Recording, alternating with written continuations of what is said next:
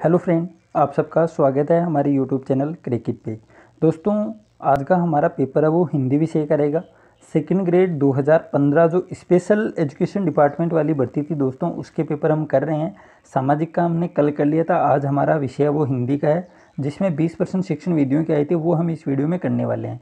अगर आपने पहले के वीडियो नहीं देखे हैं, 2011, 13, 16 और 18 की भर्तियाँ हम कंप्लीट कर चुके हैं, तो उसका लिंक डिस्क्रिप्शन बॉक्स में मैं दे दूंगा दोस्तों, वहाँ से आप देख सकते हैं।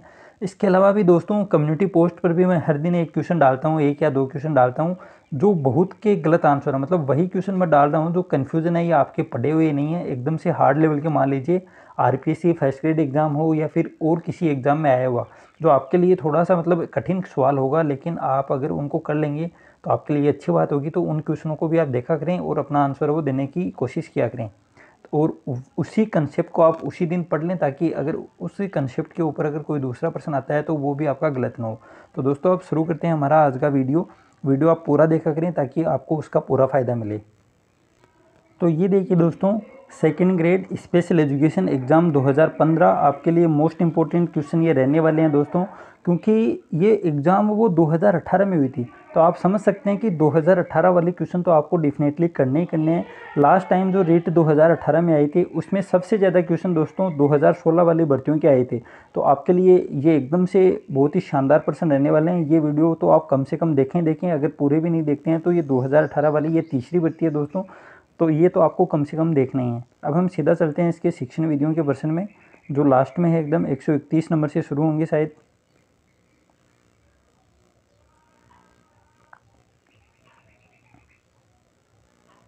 तो ये देखिए दोस्तों, सबसे पहला प्रश्न, निम्नलिखित में से कौन सा उद्देश्य माध्यमिक स्तर पर हिंदी शिक्षण का उद्देश्य नहीं है?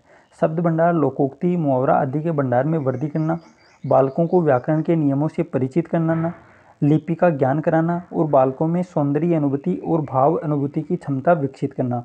तो इसमें से कौन सा उद्देश्य है वो माध्यमिक स्तर पर हिंदी का नहीं है, ये बात हमसे पूछी गई है। तो दोस्तों, लिपि का ज्ञान कराना, लिपि का ज्ञान कराना माध्यमिक स्तर का लक्ष्य नहीं होता है दोस्तों। हिंदी शिक्षण का उद्देश्य लिपि का ज्ञान कराना तो प्राथमिक स्तर पर ये उद्देश्य होता है। लिपि का ज्ञान कराना मतलब बच्चों को क ख ये सिखाना होता है। लिपि का ज्ञान कराना ये प्राथमिक स्तर का उद्देश्य होता है, ना कि माध्यमिक स्तर का। तो ऑप्शन नंबर 4 है यहाँ पर राइट हो जाएगा। फिर आता है अगला प्रश्न, निम्नलिखित में से कौशलात्मक उद्देश्य है? ध्वनि, शब्द व वाक्य रचना का ज्ञान देना, रचना कार्य के मौखिक एवं लिखित रूपों का ज्ञान देना, शुद्ध एवं स्पष्ट वाचन की योग्यता विकसित करना और शब्द प्रवृत्तियों का विकास करना। तो दोस्तों, अच्छा प्रश्न है, 132 में हो जाएगा, शुद्ध एवं स्पष्ट वाचन की योग्यता विकसित करना। कौन सा कौशलात्मक उद्देश्य है? तो ऑप्शन नंबर 3 है दोस्तों, यहाँ पर राइट हो जाएगा, शुद्ध एवं स्पष्ट वाचन की योग्यता विकसित करना। अब आता है अगला प्रश्न, गद्य शिक्षण की किस विधि में अंतर्गत अध्यापक पुस्तक को हाथ में लेकर उसका वाचन करते हुए शब्दार्थ बताकर वाक्यों की व्याख्या करता चलता है? अर्थबोध विधि, आदर्श विधि, खंडान्वय विधि, विषय वस्तु विधि। तो दोस्तों, गद्य शिक्षण की बात कर रहे हैं। सबसे पहले तो आपको ये देखना है, गद्य शिक्षण की बात कर रहा है, फिर बोल रहा है कि अध्यापक पुस्तक को हाथ में लेकर उसका वाचन करता है, फिर शब्दों का अर्थ बताकर उसकी व्याख्या करता चलता है। तो ये कौन सी विधि है दोस्तों? आप सबको पता है, अर्थबोध विधि या उद्बोधन विधि भी इसका दूसरा नाम है। उद्बोधन विधि कह दीजिए या फिर अर्थबोध विधि कह दीजिए। ऑप्शन नंबर 1 है वो यहाँ पर राइट हो जाएगा। फिर है खंडान्वय विधि का दूसरा नाम है प्रश्नोत्तर विधि, व्याख्या विधि, तुलना विधि, व्यास विधि। तो दोस्तों, खंडान्वय विधि का दूसरा नाम क्या है? एकदम से इजी प्रश्न है। खंडान्वय विधि प्रश्नोत्तर विधि का दूसरा नाम है। प्रश्नों के माध्यम से काव्य शिक्षण वो करवाया जाता है खंडान्वय विधि में। प्राथमिक स्तर के लिए बहुत ही ज़्यादा इंपॉर्टेंट या मनोवैज्ञानिक विधि हम कह सकते हैं, और बड़ों बच्चों के लिए या बड़ी कक्षाओं के लिए होती है दंडान्वय विधि। तो ऑप्शन नंबर 1 यहाँ पर सही है। खंडान्वय विधि का दूसरा नाम है प्रश्नोत्तर विधि। फिर अगला प्रश्न, इस विधि द्वारा कविता पढ़ाने पर कविता के भाव और कला दोनों ही पक्षों की एक कथावाचक की बातें विशद व्याख्या करनी पड़ती है तथा भावों को हृदयंगम कराने हेतु इस विधि में शिक्षक को अनेक उदाहरण देने पड़ते हैं। यह कथन पद्य शिक्षण की किस विधि के संदर्भ में कहा गया है? समीक्षा विधि, अभिनय विधि, व्यास विधि और तुलना विधि। तो दोस्तों, बहुत ही शानदार प्रश्न है, अच्छा प्रश्न है। यहाँ पर क्या बोल रहा है सॉरी, इस विधि द्वारा कविता पढ़ाने पर कविता के भाव और कला दोनों ही पक्षों की एक कथावाचक की बातें विशद व्याख्या करनी पड़ती है, मतलब व्याख्या करनी पड़ती है। अब सबसे पहले तो अभिनय तो होगा नहीं, क्योंकि व्याख्या विधि के 3 उपभाग हैं दोस्तों, समीक्षा, तुलना और व्यास। ये तीनों ही व्याख्या के अंग माने जाते हैं। तो तो फिर है भावों को हृदयंगम कराने हेतु इस विधि में शिक्षक को अनेक उदाहरण देने पड़ते हैं। दोस्तों उदाहरण मतलब समीक्षा विधि में समीक्षा करता है अध्यापक, तुलना विधि में तुलना करता है, मतलब एक काव्य की दूसरे काव्य के साथ तुलना करके पढ़ाया जाता है, वहाँ पर तुलना विधि हो जाती है, और व्याख्या करता है साथ में। लेकिन यहाँ पर अनेक उदाहरण देने पड़ते हैं, तो उदाहरण मतलब व्यास विधि। दोस्तों व्यास विधि में उदाहरण के द्वारा अध्यापक का वो शिक्षण कार्य करता है। तो ऑप्शन नंबर 3 है वो इस क्वेश्चन का राइट आंसर हो जाता। और दोस्तों यहाँ पर ये आ जाता कि भावों को कराने हेतु इस विधि में शिक्षक को अनेक उदाहरण की जगह समीक्षा करनी पड़ती है, समीक्षात्मक उसका विवेचन करना पड़ता है, तो हो जाता दोस्तों समीक्षा विधि। और तुलना में इस कविता को पढ़ाने के लिए दूसरी कविता का सहारा लेता। मान लीजिए या तो वो कविता वो इसी मतलब कवि की होती है या फिर दूसरे कवि की भी हो सकती है, ये कोई बाध्यता नहीं है कि उसी कवि की कविता से तुलना की जाती है। तो वहाँ पर तुलना के द्वारा तुलनात्मक विधि और व्यास विधि में उदाहरण देने पड़ते हैं, समीक्षा में समीक्षात्मक या आलोचनात्मक वर्णन वो किया जाता है कवि के द्वारा या शिक्षक के द्वारा। तो दोस्तों 135 में ऑप्शन नंबर 3 है वो एकदम से राइट है, बहुत ही शानदार प्रश्न है दोस्तों। फिर आता है अगला प्रश्न, यदि हम चाहते हैं कि विद्यार्थियों का भाषा पर पूरा अधिकार हो तो उन्हें ऐसे लेखकों की रचनाएं पढ़ने को दी जाएं जिसका भाषा पर अच्छा अधिकार है। यह कथन व्याकरण शिक्षण की किस विधि के संदर्भ में कहा गया है? सूत्र विधि, भाषा संसर्ग विधि, प्रयोग विधि और पाठ्य पुस्तक विधि। तो दोस्तों आसान प्रश्न कह सकता हूँ इसको, लेकिन वास्तव में जो 6 प्रश्न किए हैं वो लगभग 3-4 प्रश्न तो रिपीटेड हैं, लेकिन शानदार तरीके से पूछे गए हैं। आपने देखा होगा लैंग्वेज में थोड़ा हेरबदल किया गया है, लेकिन बहुत ही शानदार तरीके से क्वेश्चन वो आए हैं अभी तक। तो 6 के प्रश्न में दोस्तों आप सबको पता है कि विद्यार्थियों को भाषा पर पूरा अधिकार हो, इसके लिए लेखकों की रचना पढ़ने को दी जाए जिनका भाषा पर अच्छा अधिकार होता है। ये दोस्तों भाषा संसर्ग विधि या फिर व्यतिरेक विधि भी इसका दूसरा नाम है। आपको उपनाम जरूर ध्यान में रखने हैं दोस्तों, हिंदी में ऐसे ही प्रश्न वो पूछे जाते हैं। तो यहाँ पर भाषा संसर्ग विधि है वो बिल्कुल राइट हो जाएगा। फिर आता है अगला प्रश्न, व्याकरण शिक्षण की किस विधि के अंतर्गत विशिष्ट से सामान्य की ओर चलते हैं? तो दोस्तों आसान प्रश्न इसको बोल सकते हैं, एक प्रश्न आता ही आता है। तो शिक्षण सूत्र आपको दोस्तों याद करने हैं। विशिष्ट से सामान्य मतलब विशिष्ट तरीका।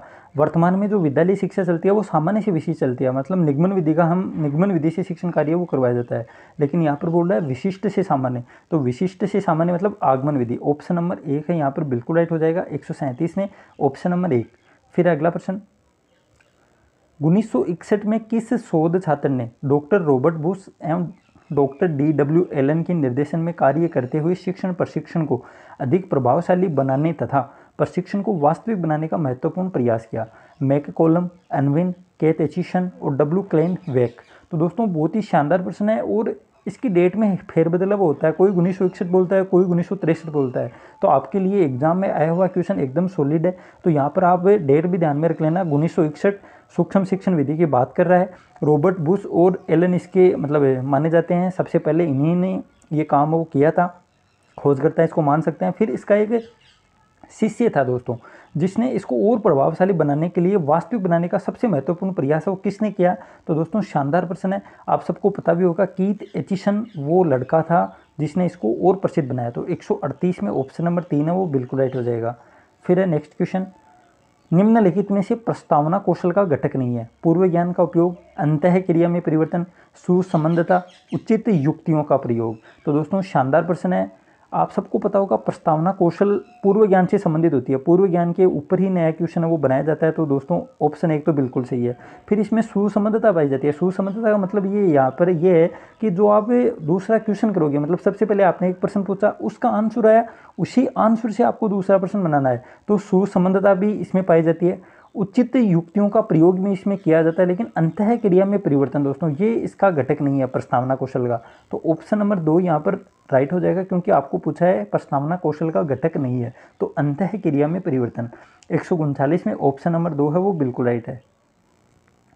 BS ब्लूम द्वारा दी गई शिक्षण योजना को कहते हैं? भारतीय उपागम, ब्रिटिश उपागम, अमेरिकन उपागम और मूल्यांकन उपागम। तो BS ब्लूम द्वारा दी गई जो शिक्षण योजना है उसको दोस्तों मूल्यांकन उपागम कहते हैं।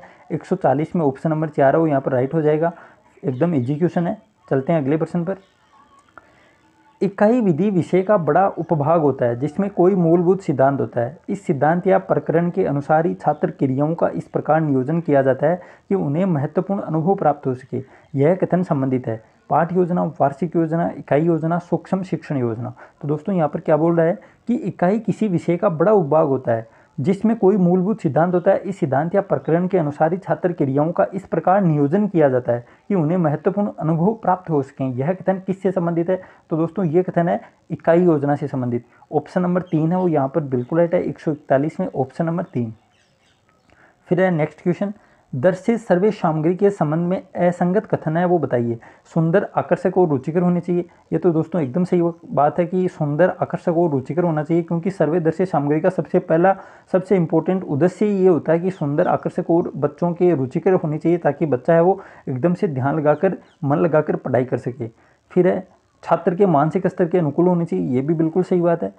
महंगी व जटिल होनी चाहिए। दोस्तों ये बात गलत है, मतलब ऑप्शन नंबर 3 ही इस क्वेश्चन का राइट आंसर हो जाएगा, क्योंकि असंगत कथन वो पूछा था, तो ऑप्शन नंबर 3 यहाँ पर राइट हो जाएगा। साधन रूप में प्रयुक्त हो, साध्य रूप में नहीं। तो दोस्तों ये बात भी आप याद रख लेना, दर्शित सर्वे सामग्री है वो साधन होती है, साध्य नहीं होती है। दर्शित सर्वे सामग्री है वो साधन होती है, साध्य नहीं होती है। ये बात आपको ध्यान में रखनी है दोस्तों, इससे क्वेश्चन भी बन सकते हैं। तो ऑप्शन नंबर 3 इस क्वेश्चन का राइट आंसर हो जाएगा। फिर चलते हैं नेक्स्ट क्वेश्चन पर। यह विधि सूत्र प्रणाली का दूसरा रूप है। अंतर केवल इतना है कि जहाँ सूत्र विधि संस्कृत से हिंदी में आई और यह अंग्रेजी से हिंदी में आई। यह कथन किस विधि से संबंधित है? व्याख्या विधि, प्रदर्शन विधि, समीक्षा विधि, पाठ्यपुस्तक विधि। तो दोस्तों एकदम से आसान प्रश्न है, यहाँ पर ऑप्शन नंबर 3 हो जाएगा। 143 में ऑप्शन नंबर 3 समीक्षा विधि। तो दोस्तों बहुत ही शानदार प्रश्न है। ये कहूँगा मैं कि यह विधि सूत्र प्रणाली का दूसरा रूप है। अंतर केवल इतना है कि जहाँ सूत्र विधि तो दोस्तों आपको संस्कृत से हिंदी में, मतलब संस्कृत में सूत्र विधि थी और फिर धीरे धीरे ये हिंदी में भी आ गई। लेकिन समीक्षा विधि दोस्तों अंग्रेजी से हिंदी में आई है, ये बात भी आप देख लेना। लेकिन यह अंग्रेजी से हिंदी में आई, तो समीक्षा विधि ऑप्शन नंबर 3 है, यहाँ पर राइट आंसर हो जाएगा। बहुत ही शानदार प्रश्न है दोस्तों, लिख लेना कि सूत्र प्रणाली का दूसरा रूप है, समीक्षा विधि भी सूत्र प्रणाली का दूसरा रूप है। तो 143 में ऑप्शन नंबर 3 है वो बिल्कुल राइट हो जाएगा। फिर चलते हैं अगले प्रश्न पर। सतत एवं समग्र मूल्यांकन के प्रकार हैं। 5 प्रकार, 2 प्रकार, 4 प्रकार, 3 प्रकार। तो दोस्तों सतत एवं समग्र मूल्यांकन के 2 प्रकार होते हैं। 144 में ऑप्शन नंबर 2 है बिल्कुल राइट हो जाएगा। फिर चलते हैं अगले प्रश्न पर। सूक्ष्म अध्यापन कृत्रिम वातावरण में अध्यापन का एक रूप है जो शिक्षण की जटिलताओं को कम करता है तथा पृष्ठपोषण प्रदान करता है। सूक्ष्म शिक्षण को इस रूप में किसने परिभाषित वो किया है? मैककोलम, पेक व टूकर, एलन, मैकलीज व अनविन। तो दोस्तों शानदार कथन है। यहाँ पर यह कथन है वो दोस्तों ऑप्शन नंबर 4 मैकलीज और अनविन के द्वारा वो दिया गया है। आई हुई परिभाषाएं दोस्तों आपको याद करनी है, एक जगह आप लिख लीजिए जो भी परिभाषाएं वो आई हुई हैं। तो यहाँ पर है सूक्ष्म अध्यापन कृत्रिम वातावरण में अध्यापन का एक रूप है जो शिक्षण की जटिलताओं को कम करता है तथा पृष्ठपोषण प्रदान करता है। सूक्ष्म शिक्षण को इस रूप में किसने परिभाषित किया है? मैकलीज तथा अनविन ने। अब चलते हैं अगले प्रश्न पर।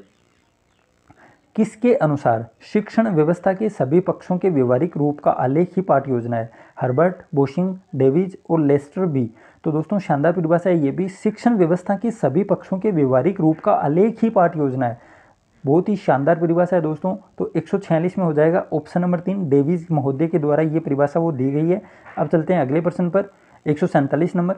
मौन वाचन संबंधित है। पद्य शिक्षण, व्याकरण शिक्षण, गद्य शिक्षण, रचना शिक्षण। तो दोस्तों मौन वाचन का संबंध वो गद्य शिक्षण से होता है। आप सबको पता है मौन वाचन सिर्फ गद्य में किया जाता है, पद्य में सहस्वर वाचन वो ज़्यादा किया जाता है। बच्चों को कविताएं वो पढ़कर सुनाई जाती हैं, सहस्वर वाचन किया जाता है।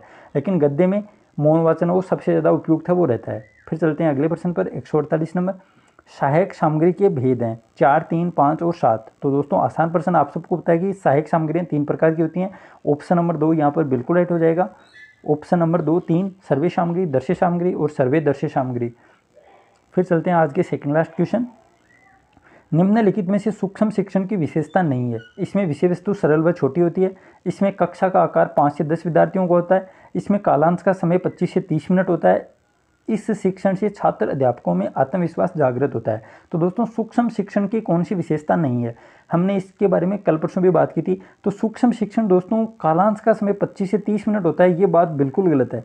कालांश का समय 25 से 30 मिनट होता है। सूक्ष्म शिक्षण की ये विशेषता बिल्कुल नहीं है दोस्तों। ऑप्शन नंबर 3 है वो यहाँ पर राइट हो जाएगा, क्योंकि इसमें 5 से 10 विद्यार्थी होते हैं और 5 से 6 लगभग एक क्लास है वो 5 से 6 मिनट की होती है। और पूरा अगर हम उस साइकिल की बात करें तो वो होता है 35 से 36 मिनट का। सूक्ष्म शिक्षण जो चक्कर पाया जाता है वो होता है दोस्तों 35 से 36 मिनट और एक क्लास होती है 5 से 7 मिनट की। फिर बात करते हैं दोस्तों आज के लास्ट और फाइनल प्रश्न 150वां और वैसे बात करें तो 20वां प्रश्न हिंदी की शिक्षण विधियों का।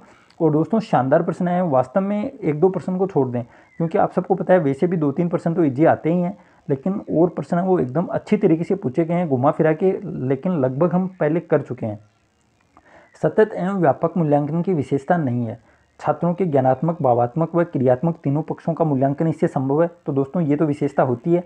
छात्रों में निरंतर अध्ययन की आदत का विकास करना, ये बात भी होती है कि बच्चों में सतत एवं व्यापक मूल्यांकन की विशेषता यही है दोस्तों कि हर महीने में मान लीजिए उनसे प्रश्न पूछे जाते हैं, उनको विवरण दिया जाता है कि आपने इसमें ये कमी है, इसमें ये कमी है। तो बच्चों में निरंतर अध्ययन की आदत का विकास इससे किया जा सकता है। फिर है, इससे छात्रों की रुचियां और अभिवृत्तियों पर ध्यान नहीं दिया जाता। दोस्तों ये बात बिल्कुल गलत है, ये इसकी विशेषता नहीं है, क्योंकि इसमें ध्यान है वो दिया जाता है। इसमें पृष्ठ पोषण पर विधियों व उपचारात्मक शिक्षण की व्यवस्था की जाती है। तो दोस्तों ये भी इसका विशेषता वो होती है, क्योंकि हर महीने या हर दिन बच्चों से कुछ सवाल पूछे जाते हैं, तो उनमें जो कमी है उसको दूर किया जाता है उपचारात्मक शिक्षण की सहायता से। तो ऑप्शन नंबर 3 इस क्वेश्चन का राइट आंसर हो जाएगा। तो दोस्तों ये थे आज के 20 प्रश्न। उम्मीद करता हूँ आपको वीडियो ज़रूर पसंद आएगा, और इसमें वास्तव में क्वेश्चन शानदार तरीके से पूछे गए हैं। ये 2 परिभाषाएं आई हैं दोस्तों, ये आप लिख लेना, क्योंकि शानदार परिभाषाएं, या फिर स्क्रीनशॉट भी आप ले सकते हैं, ताकि मोबाइल में फिर से आप